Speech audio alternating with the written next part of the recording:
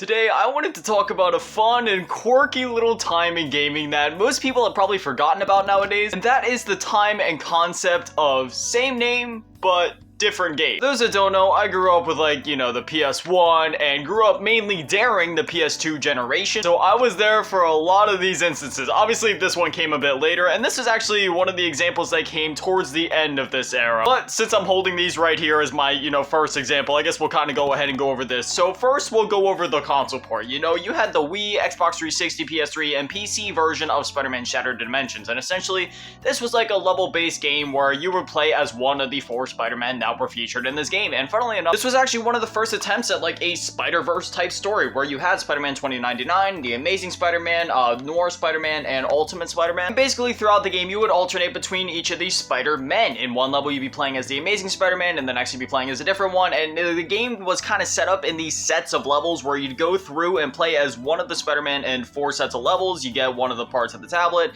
then you move on to the next set, and the next set, until you get all of the fragments for the tablet, and then it all kind of comes to a clash in the final level. This is one of my favorite Spider-Man games of all time, and to explain it, I guess would be like, 3D beat 'em up, slightly action adventure-ish, but it's pretty linear for the most part. There is parts where you can kind of like veer off to go to different parts of the level to find other like collectibles and stuff that lets you unlock like more skills and attacks and stuff like that, but for the most part, you're never gonna get lost. It's very linear, it's very straightforward, but it's a lot of fun. Again, more of a beat 'em up if anything. But then we look at the DS port, this quirky little thing, and first things first, if you compare the box art, again, you got 2099, Amazing Spider-Man, Noir, sorry, lighting's terrible here, but the Noir Spider-Man and Ultimate Spider-Man, but then when you look at the DS cover, you have Spider-Man 2099, Amazing Spider-Man, Noir Spider-Man, and that's really it. So, obviously with it being on the DS could handle a lot of 3D games, one of the launch titles for the DS being Super Mario 64 DS, a complete remake of the original Super Mario 64.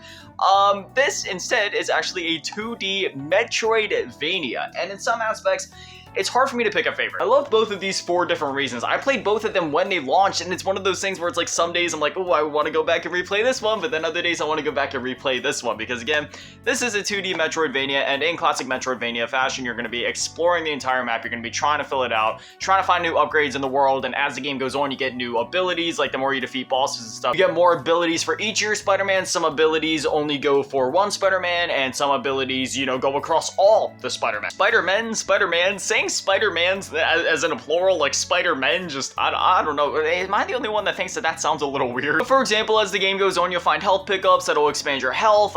Starting out, the Noir Spider-Man isn't able to crawl on walls, you have to web zip all about the place. Whereas on the other hand, Spider-Man 2099, he's not able to web swing, so you gotta rely on your glide abilities, but obviously as the game goes on, you unlock more of those abilities, and man, Spider-Man Shattered Dimensions on DS, this is a game that I replay almost annually, just because I love this game so much. It has so much charm, not to mention the fact that all the voice actors reprise their roles here, so, it's just like the console experience, the personality is there, and the cutscenes in this game, they're not exactly full, 3D fleshed out cutscenes as they are on this one, but they're kind of like animated drawings in a way, almost, and, with it being on the DS, sometimes some DS games are kind of like, hey, blow on the microphone, use the touchscreen, do all this gimmicky stuff, but not in this game.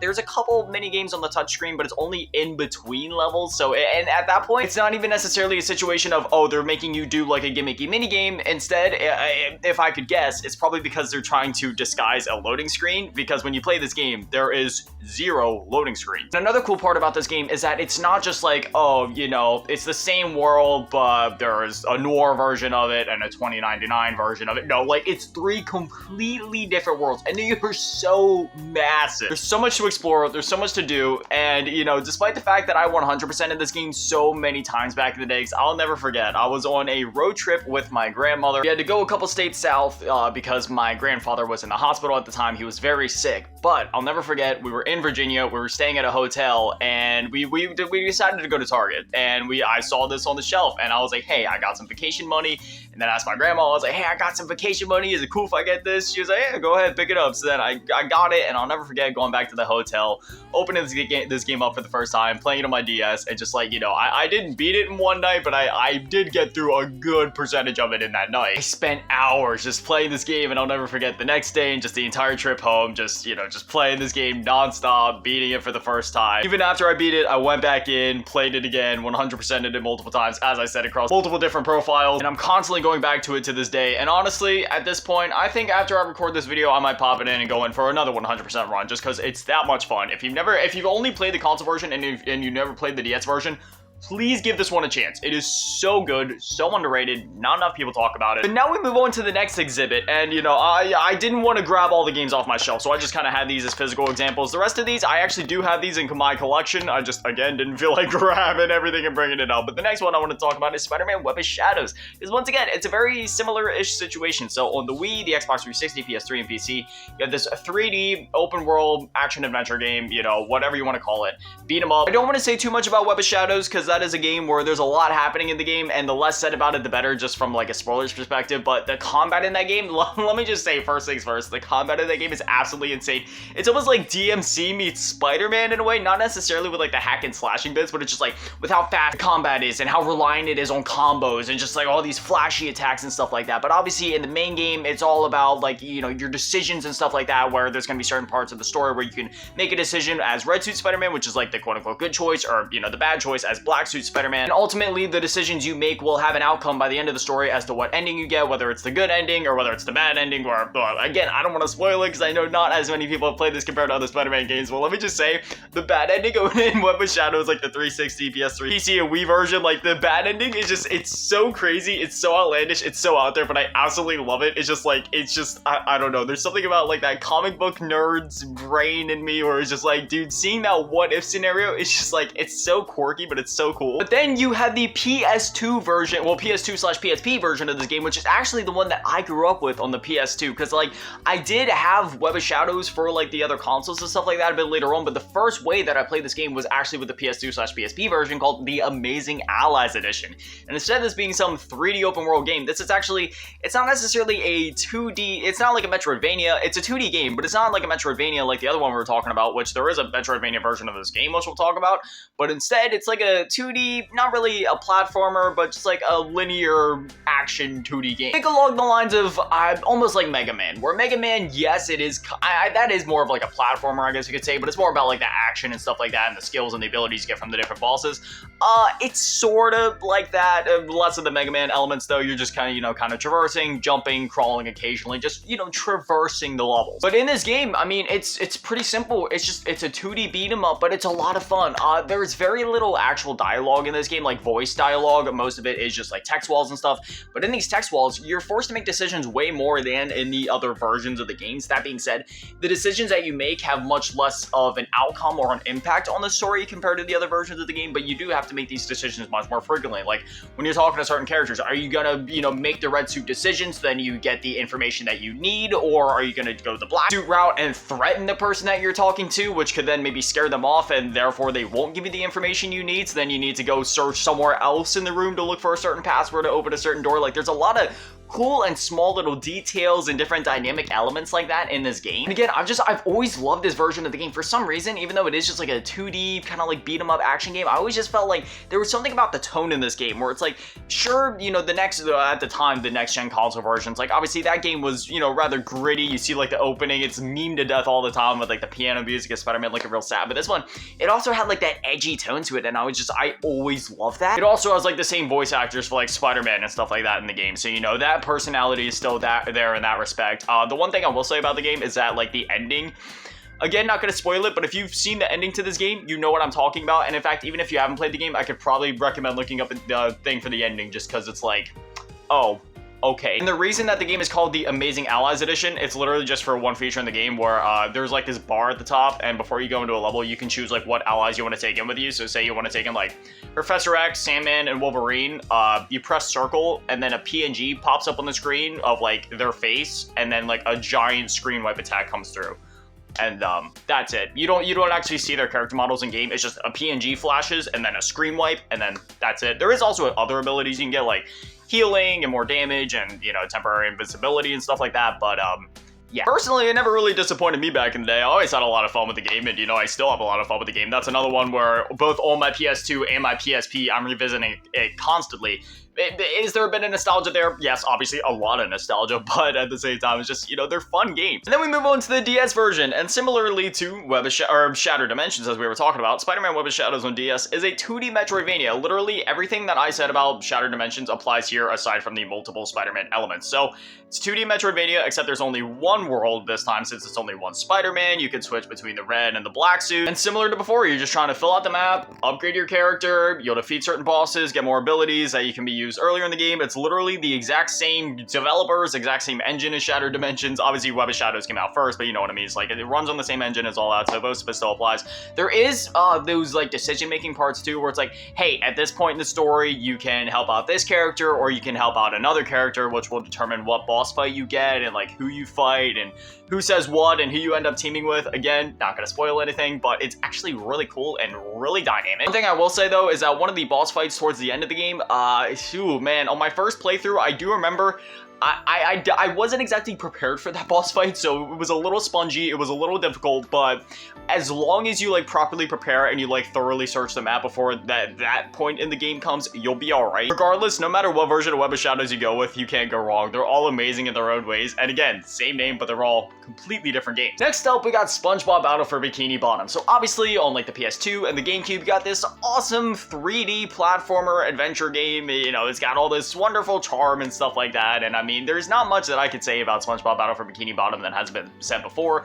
Obviously, you collect the shiny objects, which will let you unlock certain doors, and then you get the golden spatulas, which will let you into other areas of the game, so you can keep progressing, you fight bosses, talk with characters, take on challenges, stuff like that. Just like, your PS2/GameCube typical 3D platformer. So let me just say, that era of like collectathons and platformers really needs to come back. Again, I might be biased because I grew up with a PS1 and grew up through the whole PS2 generation, but I'm just saying right now, like those 3D platformers and collectathons, whether it be something like Crash Bandicoot or something like Spyro, which is more on like the collecting side of things, I just miss all the games from that era, like Ty the Tasmanian Tiger, Cal the Kangaroo, Vex, Blinks the Time Sweeper. Like, I could go on and on. There were so many amazing games from that era, both huge games like Battle for Bikini Bottom, and also smaller ones like some of the ones that I just mentioned. Like, just that genre needs to come back. Like, give me Gex, give me all that stuff. But then, on the Game Boy Advance, we have a it's like a level-based, kind of collectathon-based thing. So basically, in the Game Boy Advance version, you're gonna be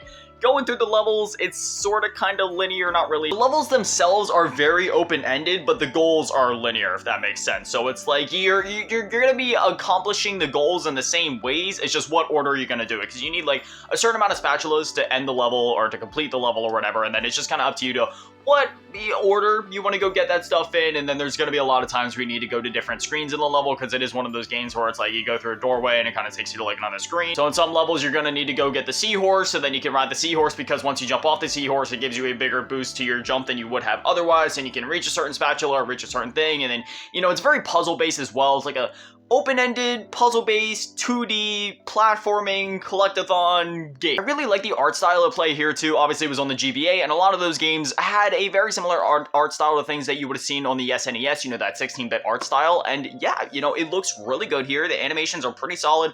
The soundtrack is pretty good. There was only one track I remember where it's like, it wasn't necessarily annoying, it's just that I felt like it was taunting me for some reason as I was failing to grab the one spatula. I don't know why, it just gave me that vibe. And again, for this game, and really for any of the games that we're going to be talking about, this is another situation where it's just like, you really can't go wrong with either one. It's just like, it's kind of weird, because it's like, it's the same name, but they're completely different games. And in the advertising, obviously, all they'd ever show off is the 3D console game, and they'd also show in the commercials, this is coming out on PS2 and GameCube and the Game Boy Advance. And then it's like, whoa, that's coming out on Game Boy Advance, but they never show you footage of the Game Boy Advance version. They just show you version of the PS2 and GameCube version. Then you get the Game Boy Advance version. It's like, oh, this is different, but it's still fun in its own way. And I remember that happening to me so many times back in the day, especially with this game. Like, this actually was one of those games where I popped it in, I was like, oh, this isn't the Battle for Bikini Bottom I have on my PS2, but I still love it. Next up, I wanted to talk about something a little more quirky. Injustice Gods Among Us. So, on the Xbox 360, the PS3, the PS4, the Xbox One, the Wii U, the PC, literally almost any other console under the sun, you got Injustice Gods Among Us. And if you don't know what that game is, well,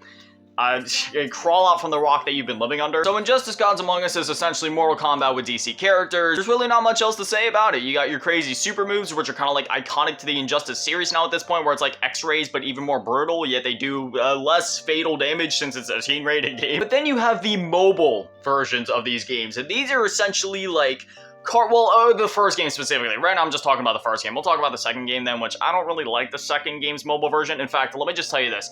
I've been playing Injustice 1 for mobile ever since it launched back in 2013. On launch day, I downloaded it on launch day, and I am still playing it to this day. I never stopped playing it. My characters are absolutely overpowered, and I feel like I deserve that after playing the game for 11 years. Essentially, the mobile game, you're going to be like collecting these cards, and it's not like a card-based game like Pokemon trading card game on the Game Boy, for example. No, this is like, it's like you collect the cards in the menus, and then when you go into the game, the cards, you know, like they're actually like characters in the game. And similarly, once you get into the game, yeah, it's basically just like Mortal Kombat, but with DC characters. You go in, you tap the screen to do basic attacks, you swipe to do heavy attacks, put down 2 fingers to block, you build up your special moves, which say if you're playing as Doomsday, you get like the lift off ability where you like do like an uppercut with your shoulder, you can get like the super slam for your second special, then you build all the way up to the third special because there's 3 bars. First special does the least amount of damage, second special does more damage, and third one, it's the crazy finishing moves, or well, not necessarily finishing moves, but just crazy super moves. And I'm proud to say that for the 11 years that I've been playing that game, despite, you know, most live servicey mobile games being pretty scummy with their, you know, microtransaction practices,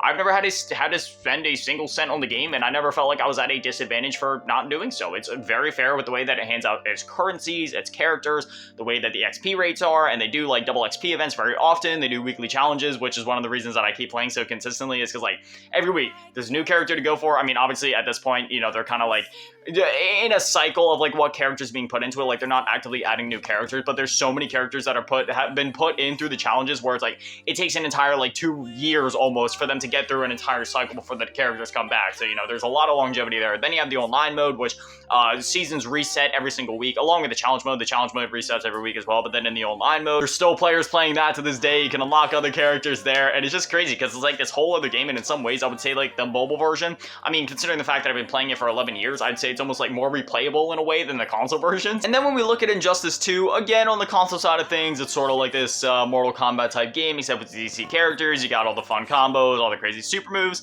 But then you got the mobile version, which I don't really like the mobile version of Injustice 2. I played it a little bit at launch and just kind of dropped it. It wasn't for me. It's much more pay to win, a bit more scummy. You know, it's not very respectful of your time. You do feel like you're at a disadvantage if you're not, you know, coughing up some money and wailing out. And the combat in the game, it is really good. You know, it's a lot more in-depth, a lot more similar to the console version, where it's like there's more combos you can do and more like different like swipes and taps will pull off different moves and stuff like that. And it's cool, but it's just, I don't know, with the monetization practices and stuff like that, this is one that I fell off rather quickly. Similarly, in the same vein, we're just kind of gonna go over these real quick. Other ones that I want to talk about, which could definitely fit into this category. One of them not so much because it is technically a different title, but the other one could definitely fit here. Batman Arkham City Lockdown. So on the console side of things, obviously it's a 3D open world, beat 'em up, whatever you want to call it type of game. One of the most iconic superhero games of all time, to a point of where it's inspiring other games like Spider-Man, at least as far as like combat and all that is concerned. But then on the mobile side of things, very similar to Injustice, where you have all these cool like tapping and swiping abilities to pull off different combos and special moves.